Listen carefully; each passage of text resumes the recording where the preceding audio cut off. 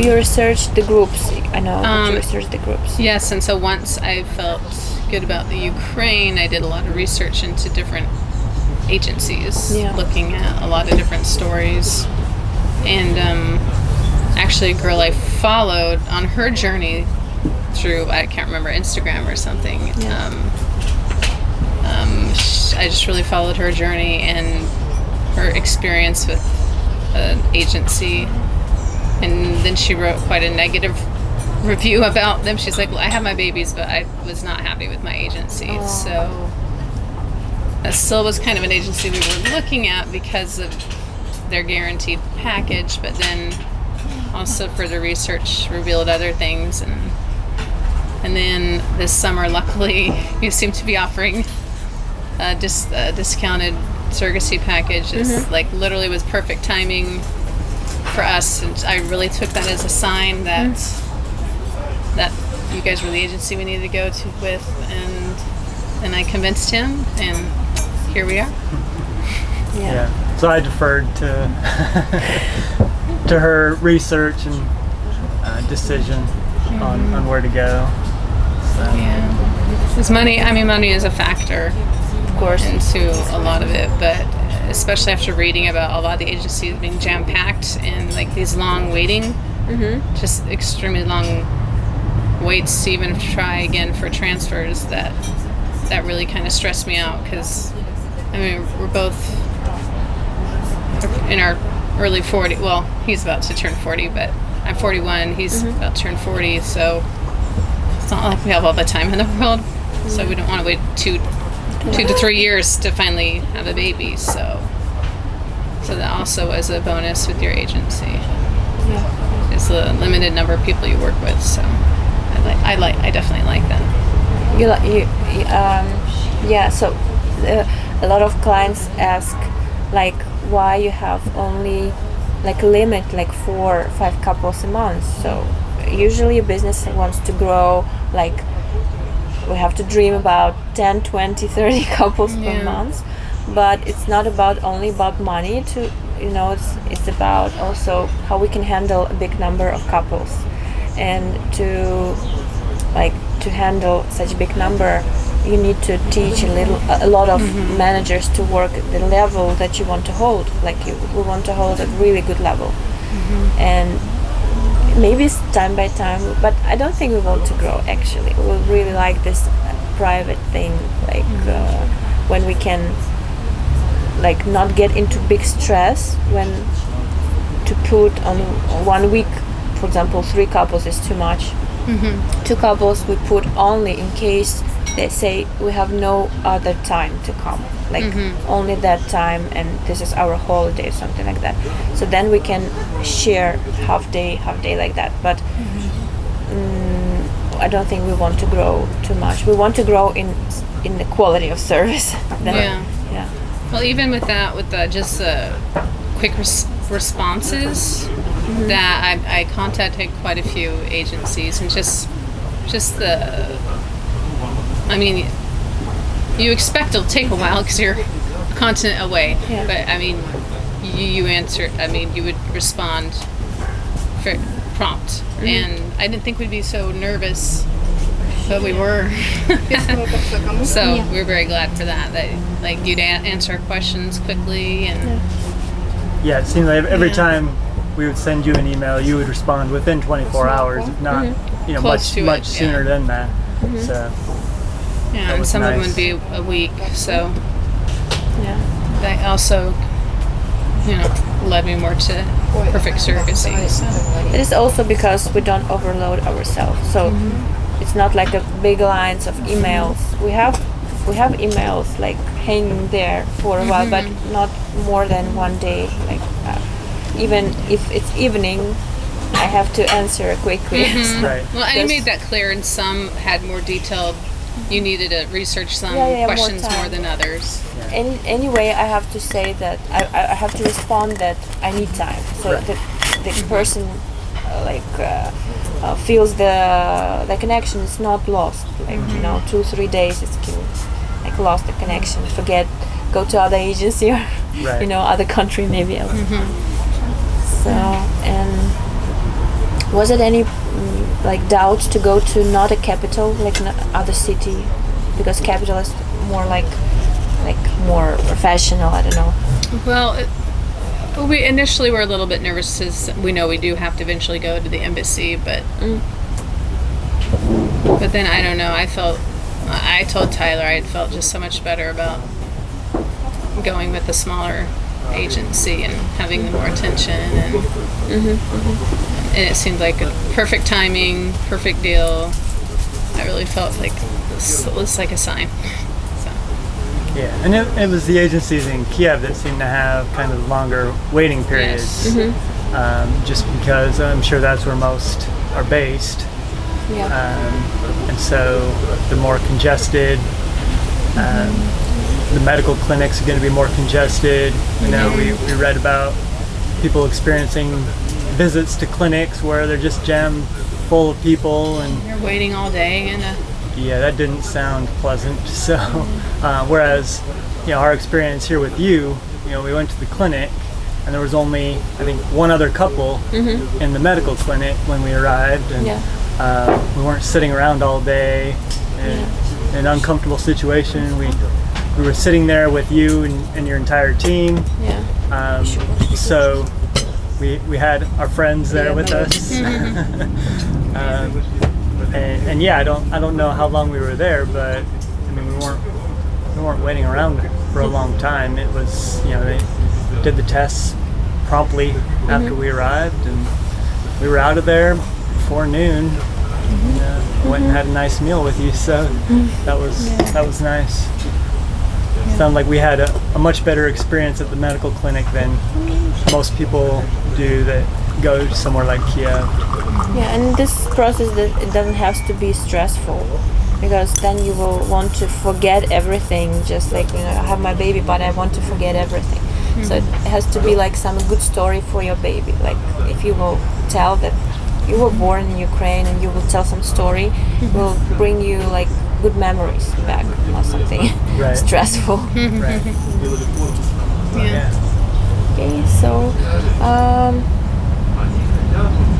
and can you share your plans? Like, you want single baby or twins? well, we would love to have twins because I guess our age, and we'd like, I don't know, we just like two. Yeah, we figure, you know, we'd like for our child to have a sibling, and this is probably the only time we're going to do this. So we figure let's try and get two for one, right? The price of one, I suppose. So yeah, we're hoping for the twins. Yeah, I've always envisioned myself with multiple kids, but I mean, obviously that didn't happen naturally, so hopefully it can with this. But we'll be happy. We'll be happy with one, but it'd be great if we could have two. And when did you start actually to think about children? Like, it was a long time ago? It's been years. About 15 years, so Wow. really been. And I have been kept very busy with my job working with children, but you always want your own for sure. So, and then especially as you get, I think it's right when you hit 40, you're like, oh no, wait. It's kind of now or never once you hit 40. So I guess it just really kind of struck home and like, you need to take more action on this. I mean, we tried IUI, IVF, embryo donation, tried everything, but then this opportunity came up with your agency and my family all helped kind of pitch in financially, and they're all excited about it. Really, my family's very excited for me, and they actually all want to come when the baby's finally here. I was kind of like, whoa, because I have a lot of family members. We'll cross that bridge when we get there. And are you quite open about surrogacy with your friends, or only relatives know about it? I've probably been more open than she has.